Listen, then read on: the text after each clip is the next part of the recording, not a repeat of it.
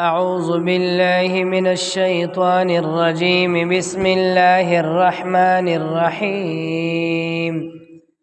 تلك الرسل فضلنا بعضهم على بعض منهم من كلم الله ورفع بعضهم درجات وآتينا عيسى ابن مريم البينات وأيدناه بروح القدس ولو شاء الله ما اقتتل الذين من بعدهم من بعد ما جاءتهم البينات ولكن اختلفوا فمنهم من آمن ومنهم من كفر ولو شاء الله ما اقتتلوا ولكن الله يفعل ما يريد صدق الله العظيم سورة البقرة سپارہ نمبر 3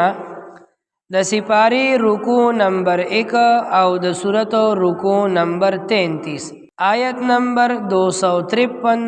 254 شات آیت کی اللہ جل شانہ د پیغمبرانو د پیغمبر ذکر ارشاد فرمایلو تلک آیات اللہ نتلوها علیک بالحق وانک لمن المرسلین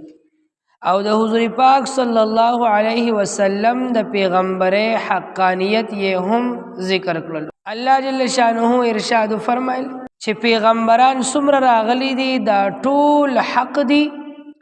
وانک لمن المرسلین او پیغمبر علیہ الصلوۃ والسلام ته الله تعالی تسلی ورکړي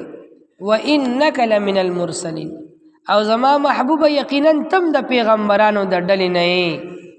یعنی گویا چې په دې آیت کې الله جل شانه حضور پاک صلی الله علیه وسلم ته یو قسم لا تسلی ورکړي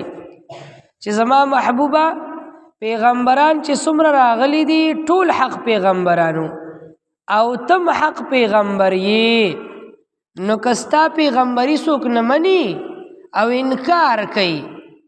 او ستا نبوت او ایمان ته غاړه نیږدي نو ته خفکی گم پا دی باننی ستا نمخ کی ډیر پیغمبران راغلی دی د اغویم ډیرو خلکو مخالفت کړیو نو چا چې د پیغمبرانو مخالفت کړیو اغوی الله تعالی په دنیا کې هم نیست او نابود کړل او آخرت کې به هم عذابونه په نصیبه کې وي او چا چې د پیغمبرانو باندې ایمان راوړلو د پیغمبرانو تابعداري وکړله اغوی ته الله تعالی په دنیا کې هم عزتنا او بری ورنصیب کړلو او آخرت کې به کامیابی او جنت به زیوی تلک الرسل دغه پیغمبران چې دا د کوم ذکر وشو الله ارشاد فرمای فضلنا بعضهم على بعض دغه پیغمبرانو کې بعض پیغمبرانو ته مونږه فضیلت ورکړې دي په نور بعض پیغمبرانو باندې یاد اوساتا پیغمبران دنیا ته الله جل شانه 1,40,000 کم او زیات را لېږلي دي مسلمان به دا عقیده ساتي چې دا 1,40,000 پیغمبران ټول په مرتبه د پیغمبرۍ کې برابر دي څوک کم او زیات اوچته وښکته نشته سیبه پیغمبران په نبوت کې ټول برابر دي په درجه کې د پیغمبرۍ په درجه کې لکه د آدم علیه السلام نوالا د حضور پاک صلی الله علیه وسلم پوری ټول پیغمبرانو سیبه د پیغمبرۍ په درجه کې د نبوت په مرتبه کې ټول برابر دي د چا نه به انکار نه کوي چې دا پیغمبر دی او دا نه دی بلکې د ټولو پیغمبري او نبوت حق دی او ټول حق او سچ پیغمبرانو البته د بعضو پیغمبرانو ته الله جل شانه په نور بعضو پیغمبرانو باندې جزئی فضیلت ورکړي دي یعنی بعضی پیغمبران په مرتبه کې د نور بعضو پیغمبرانو نه الله تعالی زیاتې مرتبه والا پیدا کړی دي بعضو ته په بعضو باندې مرتبه او درجه ورکړي دا جزئی فضایل دي او الله جل شانه بعضو پیغمبرانو ته په بعضو ورکړي دي لکه پیغمبران 1,24,000 دی نبیان پدی کی 313 314 داسې پیغمبران دي چې هغوی ته رسولان ویل کیږي، یعنی هغوی ته الله جل شانه مستقل شریعتونه ورکړیو، مستقل کتابونه ورکړیو سیبا. نو دا 1,40,000 انبیاءو کی دی 313 رسولانو تا فضیلت حاصل دی. دا 313 پا دی 1,40,000 کی افضل پیغمبران دی. بیا پا دی 313 رسولانو کی حضرت ابراہیم علیہ السلام، حضرت نوح علیہ السلام، حضرت موسیٰ علیہ السلام، حضرت عیسیٰ علیہ السلام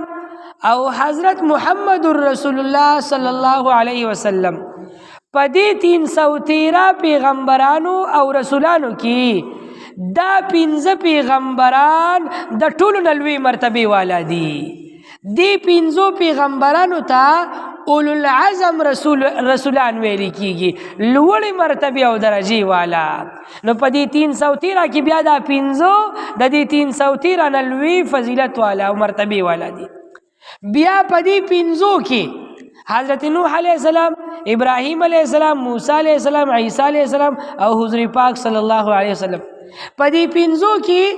حضور پاک صلی اللہ علیہ وسلم تا یعنی محمد رسول اللہ صلی اللہ علیہ وسلم تا اللہ تعالیٰ پا دی 15 وانو باندی لوڑا مرتبہ درجہ و فضیلت ورکڑی دی. یعنی پیغمبر علیہ السلام دا تمام انبیاؤنا دا تمام رسولانونا دا اولو العظم دا طول پیغمبران پا درجہ و مرتبہ کی اچھتے. نو دا جزئی فضیلتونه دي چې الله تعالی بعضو پیغمبرانو ته په بعضو باندې ورکړي دي.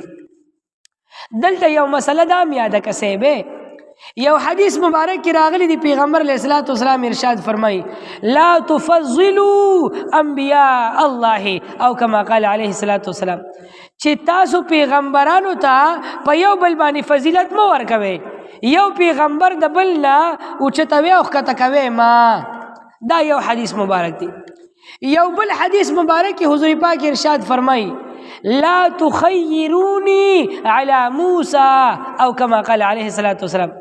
خپل امت تاوی چه اے زما امتیانو تاسو ما تا پا موسیٰ علیہ السلام بانی برتری او فضیلت مرا کوئے، یعنی ما دا موسیٰ علیہ السلام نمو اوچتوئے. یو بل حدیث مبارک کی پیغمبر علیہ السلام ارشاد فرمائی لا اقول ان احدا افضل من یونس ابن متا. حضور پاک ارشاد فرمائی چه زدا سی نویما چه پا دنیا کی یو پیغمبر هم دا حضرت یونس ابن متا نا افضل لی. سو کم دا یونس ابن متا نا افضل نشتا. حضرت یونس علیہ السلام یادی چاچه دا مئی پا خیٹا کی سلویخ شپیروزی تیری کردی سیوا. دی دریو احادیث مبارکو تا دا دی الفاظو تا چه گوری نو دا دی دا خبر پا سمجھ کی رازی چه پیغمبرانو تا بعضو تا پا بعضو بانی فضیلت نشتا، طول پا درجہ کی یو شانتی دی. او دلتا پا دی آیات کی اللہ وی فضلنا بعضهم علی بعض، بعضو تا من پا بعضو فضیلت ورکڑی دی. او تا تموی چی پا 1,40,000 کی 313 افضل دی، پا 313 کی 15 افضل دی، پا 15 کی حضور پاک افضل دی. نو پا ظاہر دا دی آیت او دا دی حدیث پا خپل منس کی تعارض ٹکر رازی سے بخکاری. دا دی خبر علماء دیر جوابو نکر دی. یو جواب یہ دا دی چی دا احادیث مبارکہ حضور پاک صلی اللہ علیہ وسلم چی ارشاد فرمائلی دی نو دے خپل امتیانو تا پا دی اعتبار سر فرمائلی دی چی بندہ او امتی او مسلمانا تا دا خپل عقل پا فکر باندی او پا خپل خیال او گمان کی یو پیغمبر تا پا بل بانی فضیلت مو ورکوا. زکا چی یو پیغمبر تا پا بل بانی فضیلت ورکول دا دی مطلب دا دی چی گنی دا پیغمبر دا اللہ پا نیز باندی پا مرتبہ کی اچت دی او دا بل پیغمبر پا مرتبہ کی خکت دی. اس دا خبرہ بغیر دا دلیل نا ممکن ندا سیبا، نو دا پا عقل باندی دا فیصلہ بندنی شکولی. نو زکا حضور پاک ارشاد فرمائلی دی چی تاسو پیغمبرانو تا پا بعضو فضیلت مور کوئے، یعنی دا خپل عقل پا بنیاد دا فیصلہ مکوئے. کہ قرآن و حدیث کی ذکر شوی نو بیا ٹھیک دا، یو مطلب دادی. دویم جواب دادی چې دا احادیث مبارکه چې حضور پاک کله ارشاد فرمایلی دي نو دی په هغه وخت کې ارشاد فرمایلی وو په کوم وخت کې چې الله جل شانه پیغمبر علیه الصلاۃ والسلام ته دا آیاتونه لا نو نازل کړي او دا د پیغمبرانو د فضیلت بیان لا نو نازل شوی او چې کله پیغمبر علیه الصلاۃ والسلام ته د نور بعضو پیغمبرانو په بعضو باندې فضیلت والی نازل شو نو بیا حضور پاک د بعضو پیغمبرانو په بعضو باندې د مرتبه اوچتوالی او فضیلتوالی بیان کړی دي. دویم جواب یې دا دی. او دریم جواب یې بعضو علماء دا هم ذکر کړی دي چې دا بعضو پیغمبرانو ته په بعضو باندې فضیلت ورکول دا جزئی فضیلت دی د مرتبه په اعتبار سره دی او دا حضور پاک چې ارشاد فرمایي چې تاسو پیغمبرانو ته فضیلت مو ورکوي نو دا تا ما په شروع کې ویل چې پیغمبران په درجه د پیغمبرۍ کې ټول یو شانتی دي نو په درجه د پیغمبرۍ کې به یو د بل نه اوچته او ښکته کېنه او جزئی فضایل بعضو پیغمبرانو ته حاصل دي. لکه دلته الله ارشاد فرمای منهم من کلم الله بعضی په دې پیغمبرانو کې هغه دي چې الله تعالی ور سره خبرې کړې دي کلام یې ور سره ارشاد فرمایلی دي الله تعالی بندگانو سره خبرې کړې دي پیغمبرانو سره یا به په مینس کې حجاب او پرده وا او یا به حجاب او پرده نه وا. 15 سپاره کې براشي سورۃ الشورى کې الله ارشاد فرمای ما کان لبشر ان یکلمه الله الا وحیا او من وراء الحجاب او يرسل رسولا چې بنده او بشر دا طاقت نه لري چې الله ور سره خبرې وکړي او کلام ور سره ارشاد فرمایي. الله چې بنده سره خبرې کوي یا به د وحی په ذریعہ بنده ته به وحی راولېږي یا به فرشته راولېږي یا به په مینس کې یو پرده وي حجاب به وي من وراء الحجاب به د بندگانو سره خبرې کوي. نو یادو ساته بعضو پیغمبرانو سره الله خبرې کړي دي وحی ورته رالیږلی دا لکه نوح علیه السلام ته الله وحی راولېږله چې کشته تیاره که سیلاب برازي. بعضو پیغمبرانو سره الله خبرې کړي دي فرشته را لېږلې ده لکه ابراهیم علیه السلام چې نمرود اور ته واچو نو فرشتې ورته الله راولېږلي او فرشتو ورته وي دا الله محبوبه پیغمبره خلیل الله مونږ ته حکم وکړه چې دا دریابونو د اوبه راواړو دا اور پې مړ کوسېبه او دا قوم غرق کو او د هواګانو فرشته راغله وی ما ته حکم وکړه چې هوا راولم او دا ټول قوم برباد کم سیبه او د غرونو فرشته راغله وی ما ته حکم وکړه چې دا غرونه په دې قوم باندې راولم او دا قوم ریزه کمه. نو ابراهیم علیه السلام ورته وی نه زما الله زما سره دی. نو دا ابراهیم علیه السلام سره الله خبرې کړي دي د فرشتې په ذریعہ باندې. کله پیغمبرانو سره الله خبرې کړي دي خو په مینس کې صرف حجاب او پرده وا او الله تعالی براه راست بندگانو سره خبرې کړي دي. لکه موسی علیه السلام سره په کوه طور الله خبرې کړي دي خو من وراء الحجاب مینس کې پکې حجاب. حضرت آدم علیه السلام سره الله خبرې کړي دي مینس کې پکې حجاب. او په تمامو پیغمبرانو کې یو پیغمبر داسې دی چې هغوی سره الله تعالی خبرې کړي دي براه راست یې کړي دي په مینس کې حجاب هم نو او الله ورته خپل دیدار هم نصیب کړي دي او هغه حضور پاک صلی الله علیه وسلم دی امام الانبیاء. 15 سپاره په معراج په واقعه کې به ان شاء الله بیا تفصیل راځي. نو دا منهم من کلم الله پیغمبرانو کې بعض هغه دي چې الله ور سره خبرې کړي دي ورفع بعضهم درجات او بعضو ته درجې اوچتې کړي دي. وآتینا عیسی ابن مریم البینات او الله وایي مونږ عیسی چې زوی د بیبي مریم هغه ته واضحه نښې نښانې ورکړې وي چې څوک به د مور ړوند پیدا شو چا سره به علاج نو عیسی علیه السلام به ولا په مخ باندې لاس راخ کو دعا به وکړه د سترګو نظر به راغی سیبه د چا چې به برګي مرض او چا سره به علاج نو عیسی علیه السلام به پلاس راخ کو او الله تعالی به جگ جوړ کو سیبه چې څوک به مړ شو او یو مړی ته به وی قم باذن الله د الله په حکم باندې را پاسه نو هغه به را ژوندی شو سیبه وی د عیسی علیه السلام یو مرګریو نو عیسی علیه السلام په سفر تلیو او بیا واپس راغی چې راغی نو تاسو یو کو نو چاوته وی چې ستا هغه مرګري خو مړ شوي دي نو کور ته یې لاړو نو په هغه کور کې د هغه مرګري خور یې وه نو هغې نه یې تپوس دعا سلام او تپوس یې ترې وکړو چې زما هغه مرګري څه شو نو هغه ورته په ژړا شوه او ورته یې وي چې زما هغه یو ورور او هغه هم رانه لاړو وی عیسی علیه السلام ورته وي چې ما د هغه قبر له بوځه د هغه قبر له لاړو او په قبر ودرېدو او ارشاد یې وفرمیل قم باذن الله د الله په حکم باندې راپاسه وی هغه مړي د هغوی هغه مرګري را ژوندي شو او د قبر نه راووتو سیبه او ډېر وخت یې بیا ژوند تېر کړی دی یو مړي یې داسې را ژوندي کو چې د مرګ نه پس را ژوندي شوي دي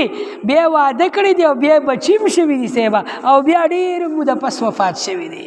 د عیسی علیه السلام د معجزو په تفصیل کې براشي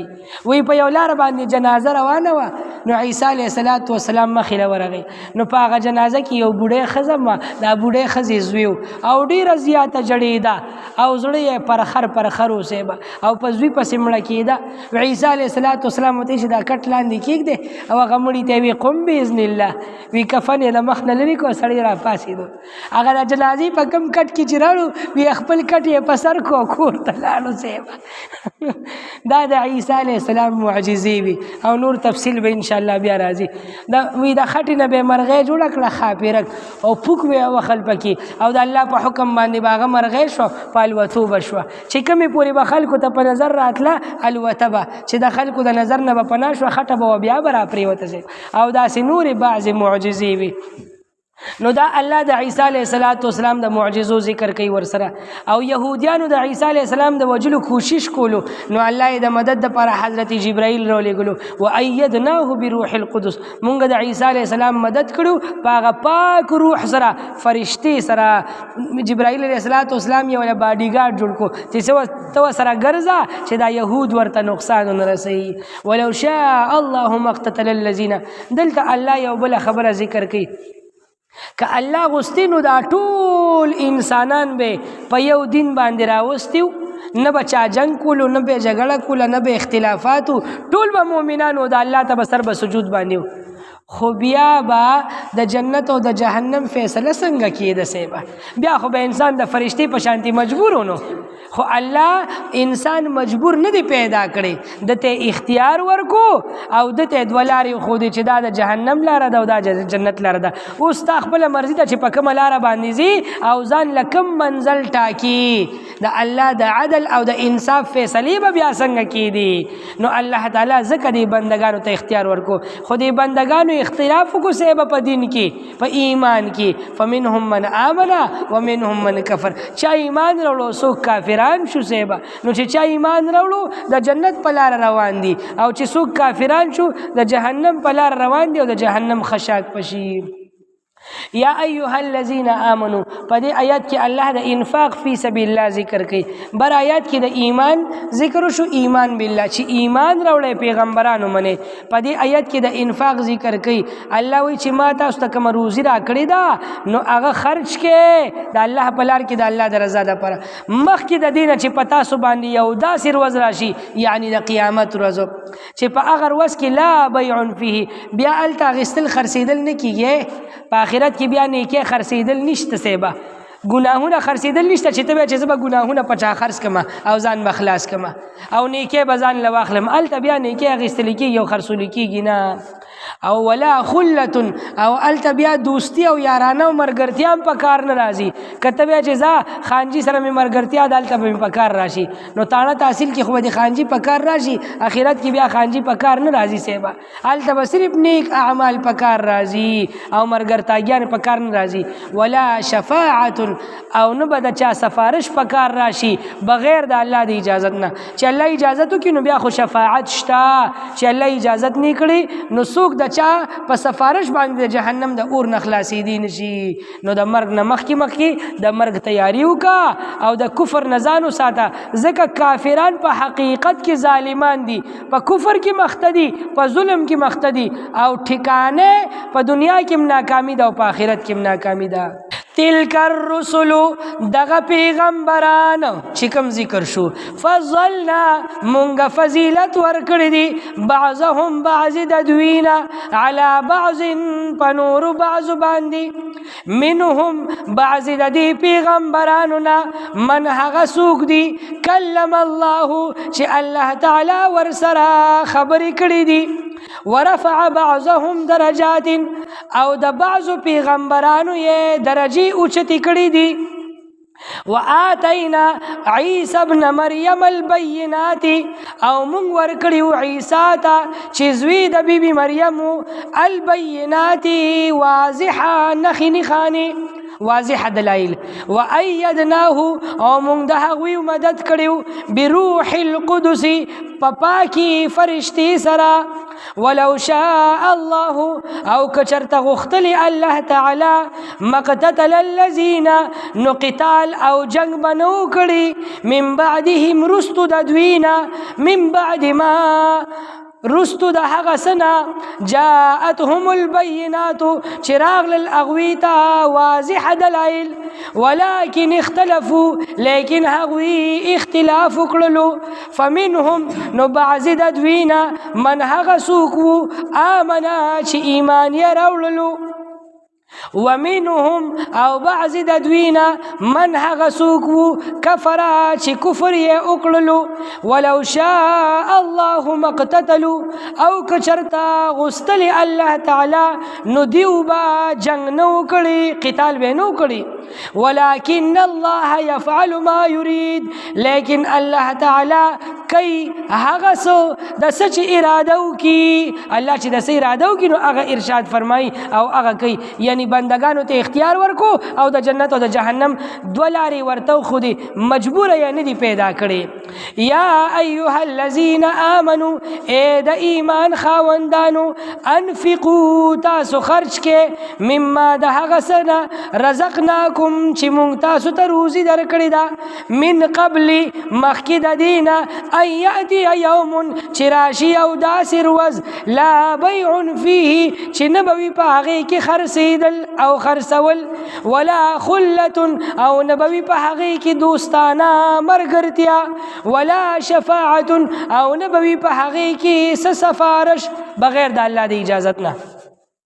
والکافرون هم الظالمون او کافران ظالمان دي او کافران په حقیقت کې ظالمان دي سبحان ربك رب العزة عما يصفون وسلام على المرسلين والحمد لله رب العالمين برحمتك يا ارحم الراحمين.